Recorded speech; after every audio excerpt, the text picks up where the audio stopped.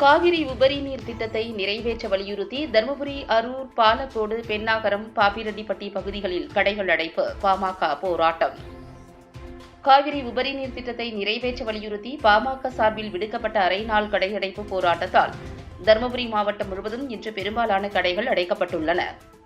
காவிரி உபரி நீர் திட்டத்தை செயல்படுத்தி தருமபுரி மாவட்டத்தில் உள்ள அனைத்து ஏரிகளிலும் நீர் நிரப்ப வேண்டும் என பாமக சார்பில் தருமபுரி மாவட்டம் முழுவதும் இன்று அரை நாள் கடை அடைப்பிற்கு அழைப்பு விடுக்கப்பட்டிருந்த நிலையில் தருமபுரி, அரூர், பாப்பிரெட்டிப்பட்டி, பாலக்கோடு, பென்னாகரம் உள்ளிட்ட பகுதிகளில் ஒரு சில கடைகள் தவிர பெரும்பாலான கடைகள் இன்று மூடப்பட்டுள்ளன. ஆர்ப்பாட்டத்தில் பங்கேற்றவர்கள் உபரி நீர் திட்டத்தை வலியுறுத்தும் கோரிக்கை பதாகைகளை கைகளில் ஏந்தியிருந்தனர்.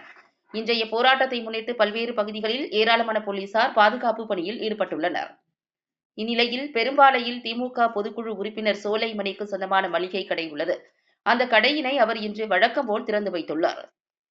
அப்போது அங்கு வந்த பாமகவினர் கடையை மூட வலியுறுத்தினர். அவர்களுக்கு இடையே வாக்குவாதம் ஏற்பட்டது.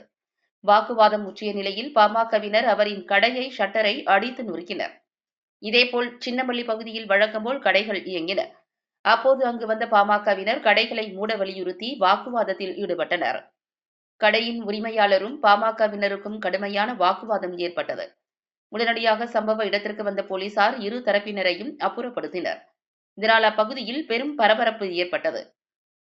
தகவல் அறிந்த மாவட்ட கண்காணிப்பாளர் மகேஸ்வரன் தலைமையிலான காவல்துறையினர் மாவட்டம் முழுவதும் தீவிர கண்காணிப்பு ரோந்து பணியில் ஈடுபட்டுள்ளனர்.